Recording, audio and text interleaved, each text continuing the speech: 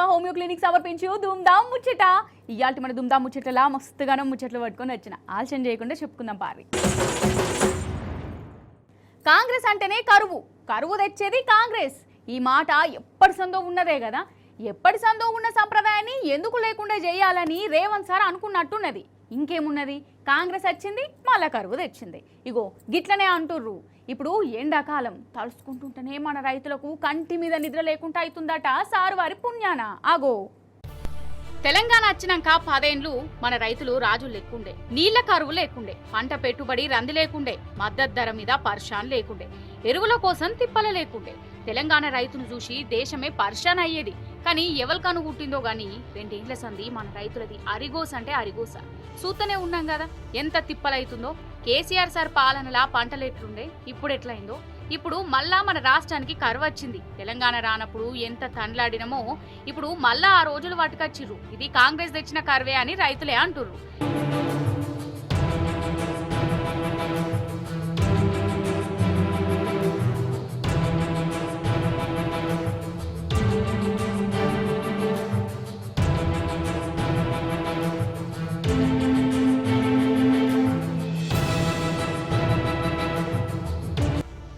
ఈ ఎండాకాలం తలుసుకుంటుంటేనే కండ్ల పొంట నీళ్ళొత్తాయి, నెత్తి పట్టుకోవాల్సి వస్తుంది. ఇప్పటికే సాగునీళ్లు లేక వాటర్ ట్యాంకర్లతోని పంటలను బతికించుకుంటుర్రు.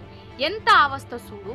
కరెంటు కోతలతోని గోసపడుతుర్రు. అసలు కేసీఆర్ సార్ సీఎం ఉన్నప్పుడు కరెంటు పోవుడు అనేది ఉండేనా? 24 గంటలు కరెంట్ ఇచ్చిండు రైతులకు, అది కూడా ఫ్రీగా. కానీ ఇప్పుడు అంతా తిర్రమర్ర అయిపోయింది. మార్చి కూడా అయిపోలే, అప్పుడే ప్రాజెక్టులు చూడు ఎట్లయిపోయినాయో. కాలువలల్ల నీళ్లు లేవు, పంపు సెట్లకే కాదు ప్రాజెక్టుల ఎత్తిపోతలకు కూడా కరెంటు కోతలే. ఎంత ఘోరం ఇది. సరే బోరుబాయిలతోన సాగు చేద్దామంటే మాపడి పూటే 3 పేజీల కరెంట్ ఇస్తుర్రు. ఇదెక్కడి తరీక? 2.5 ఏళ్ల కిందటి దాకా 24 గంటల కరెంట్ ఉండే వ్యవసాయానికి.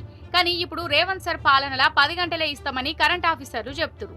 ప్రాజెక్టుల పంపులను పగటిపూటే నడపాలన్నట. ఇదో కండిషను కాదు. ఈ ప్రాజెక్టుల పంపులు నడిపేదందుకే కరెంట్ ఇవ్వకుంటే ఇక రైతుల పంపు సెట్లకు ఏమిస్తారోలా? గిదా మార్పంటే, గిదా ఇందిరమ్మ పాలనంటే.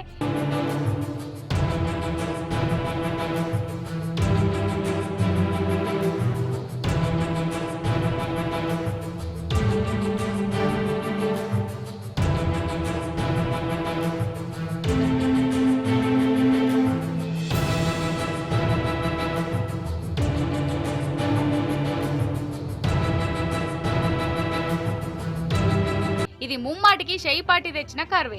కాళేశ్వరాన్ని కావల్సుకుని ఎండబెట్టిర్రు. మేడిగడ్డను రిపేర్ చేయకుండా పరీక్షలు ఈ పరీక్షలు అనుకుంటా పొద్దెలది ఇస్తుర్రు. అసలు కాళేశ్వరాన్ని చక్కగా వాడుకుంటే గింత అవస్థ అవునా? రైతులు గిట్ల గోసపడునా? ఇంకో దిక్కు మన పొరుగు రాష్ట్రం నీళ్లను దోసుకోపోతుంది. మన సర్కారేమో గుడ్లెల్ల పెట్టి చూసుకుంటూ ఉంటుంది. శ్రీశైలం రిజర్వాయర్ అయితే ఖాళీ అయిపోయిందోల్లా. అంటే ఈ 3 నెలలు నీళ్ల తండ్లాట తప్పదన్నట్టే కదా. అటు నాగార్జున సాగర్ రిజర్వాయర్ పరిస్థితి కూడా గంతే. చూస్తుంటే వ్యవసాయానికే కాదు తాగేదందుకు కూడా నీళ్లు దొరికేటట్టు లేవు. మంచినీళ్ల కోసం మళ్ళా బిందెలు పట్టుకొని రోడ్ల మీద కొట్లాటలు చూడవలసి వస్తుందా అంటుర్రు. వ్యవసాయం దండుగా చేసే కుట్రేషన్ నడుతుందని చెప్తుర్రు. నమ్మి నానబోతే పుచ్చి బుర్రలైనట్టయింది పరిస్థితి. గిట్లనే గరమైతుర్రు రైతులు. ఏ మాట కామాటేనోలా మన ముఖ్యమంత్రి రేవంత్ సార్కున్న అజ్ఞానం సారీ విజ్ఞానం అసలు ఎవ్వలకు లేదు కావచ్చు. సారుకున్న మేధస్సును చూసి పర్షాన్ గానోళ్ళు లేరు. అసలు ఎవ్వలకు తెలియని విషయాలు కూడా రేవంత్ సార్కు బగ్గ ఎరికే. అసలు చరిత్రలో కాదు కదా, ప్రపంచ పటంలోనే లేని కొత్త ముచ్చట్లన్నీ చెప్పి అందరికీ విజ్ఞానాన్ని వంచుతాడు. అంతెందుకు, లేటెస్ట్గా సారివారి నోటి నుంచి జాలువారిన ఆనిముత్యాలను ఒక్కసారి ఈని తరించురు మీరు. అయితే రేవంత్ సారు దునియాకు, ముఖ్యంగా మన తెలంగాణ జనాలకు కూడా తెలియని ఒక కొత్త ముచ్చట చెప్పిండోల్లా. ఇనాల మీరు సారు జరా విజ్ఞానాన్ని వంచు. భారతదేశంలోని 29 రాష్ట్రాలలో సముద్రపు ఒడ్డు లేని ఏకైక రాష్ట్రం తెలంగాణ రాష్ట్రం. సముద్రపు ఒడ్డు లేని ఏకైక రాష్ట్రం తెలంగాణ రాష్ట్రం. అగన్నట భారతదేశంలో ఉన్న 29 రాష్ట్రాలల్లా సముద్రపు ఒడ్డు లేని ఏకైక రాష్ట్రం తెలంగాణ అని సారి చెప్తుండు. మనం అదే నిజం అనుకోవాలి. ఇక అసలు సారి చెప్పింది ఒకటే ముక్క. ఆ ముక్కల ఎన్ని తప్పులున్నాయో చూడుర్రి. భారతదేశంలోనట 29 రాష్ట్రాలు ఉన్నాయా అనుల్లా? 28 కదా. గాముచ్చట కూడా తెలియకపాయే ముఖ్యమంత్రి పదవిలో ఉన్న రేవంత్ సార్కు. ఇక సముద్రపు ఒడ్డు లేని ఏకైక రాష్ట్రం తెలంగాణనేనట. ఇది ఇంకా పెద్ద శుద్ధ తప్పు. హిమాచల్ ప్రదేశ్, హర్యానా, పంజాబ్, రాజస్థాన్, ఉత్తరప్రదేశ్, ఉత్తరాఖండ్ ఇట్లా తెలంగాణతో కలిపి మొత్తం 15 రాష్ట్రాలకు సముద్రపు ఒడ్డే లేదు. కానీ సారు మాత్రం ఒక్క తెలంగాణకే లేదంటుండు. సార్ ఇట్లా సెలవు ఇయ్యంగానే ఈ సముద్రం గురించే ఇది వరకు సారు చెప్పిన ముచ్చట ఇంకోటి యాదికొచ్చింది. అప్పుడు ఏమన్నాడంటే, ముఖ్యంగా మన నగరానికి మన రాష్ట్రానికి 3 వైపుల సముద్రం ఉన్నది. ఇగో హైదరాబాద్ కు మన రాష్ట్రానికి 3 దిక్కుల సముద్రం ఉన్నదని 6 నెలల కిందట చెప్పిండు. ఇక ఇప్పుడేమో సముద్రపు ఒడ్డే లేదంటుండు. అసలు ఏమన్నా ముచ్చట్నా? మన నగరానికి మన రాష్ట్రానికి 3 వైపుల సముద్రం ఉన్నది. భారతదేశంలోని 29 రాష్ట్రాలలో సముద్రపు ఒడ్డు లేని ఏకైక రాష్ట్రం తెలంగాణ రాష్ట్రం. గివ్వే ఏంది? రేవంత్ సారు ఇది వరకు ఎన్నో జ్ఞాన గుల్కలు వంచలేదా? అయ్యో, దాశరథి కృష్ణమాచార్య సారు మైబాద్ లో పుడితే సారేమో నిజామాబాద్ జిల్లాలో పుట్టిండానే. ఇక బాక్రానంగల్ ప్రాజెక్ట్ ను తెలంగాణలోనే ఉన్నదని కరెంట్ షాడు కొట్టే ఒక ఆనిముత్యం కూడా ఇడిచిండు. ఇక నిజాం రాజు వికారాబాద్ లా టీబీ సెంటర్ కడితే సారేమో ఆ టీబీ సెంటర్ ను లెప్రసీ సెంటర్ కట్టిందని ఫిక్స్ చేసిండు. ఇక దిల్సుఖ్ నగర్ ల విమానాల కంపెనీలను, రాజీవ్ గాంధీ ఏమో కంప్యూటర్ ను పుట్టించుడు. మన దేశ ప్రధాని అమిత్ షా అని సారే ఎప్పుడు ఇట్లా ఒకటా రెండా సందు దొరికినప్పుడల్లా సారు గిట్ల విజ్ఞాన ప్రదర్శనలు బయట పెట్టుకుంటూనే ఉన్నాడు. నా తెలంగాణ కోటి రతనాల వీణాని నినదించిన దాశరథి ఈ నిజామాబాద్ గడ్డ మీద పుట్టిన బిడ్డ. మన రాష్ట్రంలో నాగార్జున సాగర్, శ్రీశైలం, బాక్రానంగల్ మరి దేశ ప్రధానమంత్రి అమిత్ షా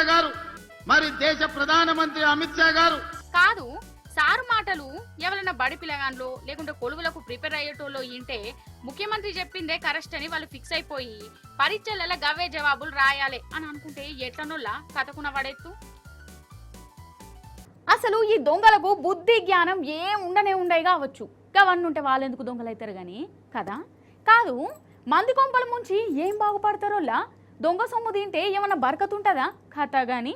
దొరికితే జైల్లో పడతామని ఎరుకున్నా కూడా ధైర్యంగా దొంగతనాలకు తెగబడుతురు. ఏం మనుషులో ఏం పాడో. ఆగో, గీ దొంగలు పాడగాను గిట్ల తయారైతురేందోళ్ళ అసలు దేవులను కూడా దోకా చేసి వాడేస్తురు. గా పెద్దపల్లి జిల్లా మారేడుగొండ ఊర్లే రేణుకా ఎల్లమ్మ గుడి ఉన్నది. అమ్మవారి గుడి చాలా ఫేమస్, పవర్ఫుల్ దేవతట ఇక్కడ. అయితే ఇగో వీడు చూడు, నడ్యాం రాత్రి ఎల్లమ్మ గుడికి వచ్చిండు. సరే వచ్చినట్టు అమ్మవారికి దండం పెట్టుకోవాలనా, కానీ వీడొచ్చింది మోకెతాందుకు కాదు. ఇక చూడురి వీనేశం.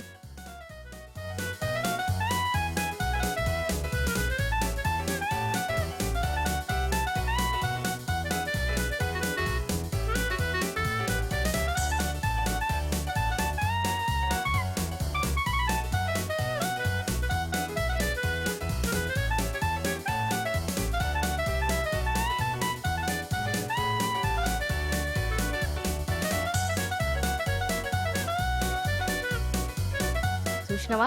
ఇక వీడిని ఎట్లా దాన్నాలే చెప్పురి. మంచిగా హుండి ఎత్తుకుపోయి దాన్ని వగలగొట్టి అందులో ఉన్న పైసలన్నీ ఎత్తుకుపోయిండు. పాపం అమ్మవారికి భక్తితో నించిన కానుకలను ఈ దొంగని పాలైపోయా. కాదు, ఈ దొంగలకు దేవుడు అంటే భక్తి లేకుంటే బాయ్ గాని భయం కూడా ఉంటలేదేంది? అమ్మవారినే మోసం చేసిన ఈ దొంగను దొరకబట్టి ఈపు చింతపండు చేయాలని ఊరోళ్ళు డిమాండ్ చేస్తాండు. పెద్దపల్లి జిల్లాలో ఆ దొంగల గట్ల చూసుకోవేరా, ఇటు ఆంధ్రాలో చూడురిగా.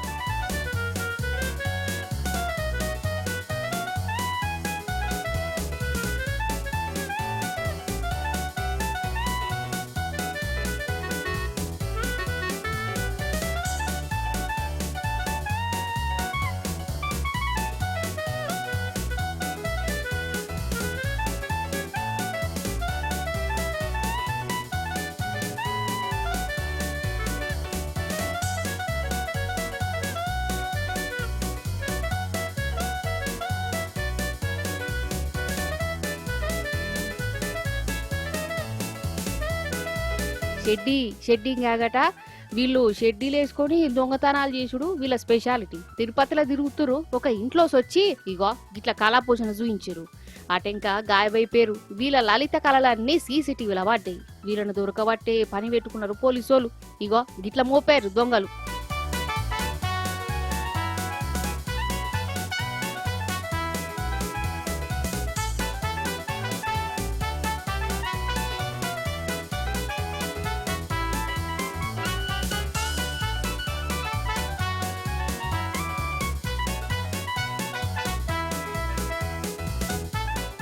నిజంగా మనుషులు చిన్న చిన్న దానికి కోపాలు తాపాలు దేనికి ఆఖరికి వచ్చేది కాదు, పనికొచ్చేది కాదు.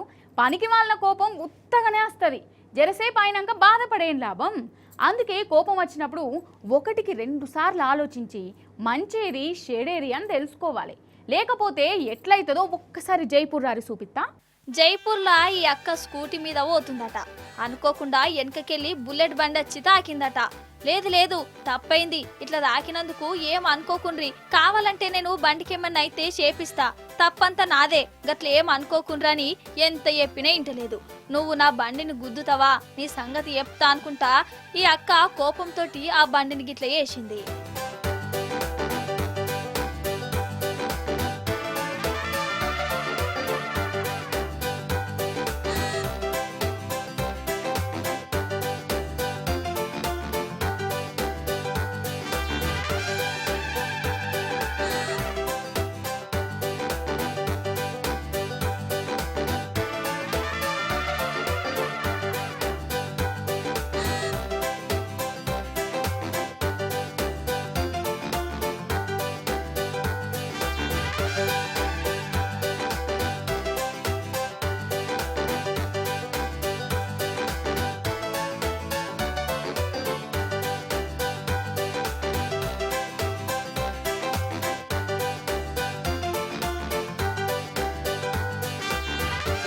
చూసిరు కదా, అక్క కోపం వచ్చి అగో బండిని రాయి తీసుకొని ఇష్టం ఉన్నట్టు కొడుతుంది, చేస్తుంది. హెల్మెట్ తోని బుల్లెట్ బండి మీద ఇష్టం ఉన్నట్లు కొడుతుంది. హెల్మెట్ తోటి కొట్టుడు అయినాక రాయి తీసుకొని కొడుతుంది. ఆడనే పోలీసులు ఉన్నారని ఇంత కూడా ఆలోచిస్తూనే లేదు ఈ అక్క. ఇక బండి తుక్కు అయిపోయినాక అప్పుడు నెమ్మదిగా పోలీసులు వచ్చి ఇద్దరికి సంజాయించి ఆడికెళ్ళి పంపించిండ్రు. అదన్నట్టు ముచ్చట.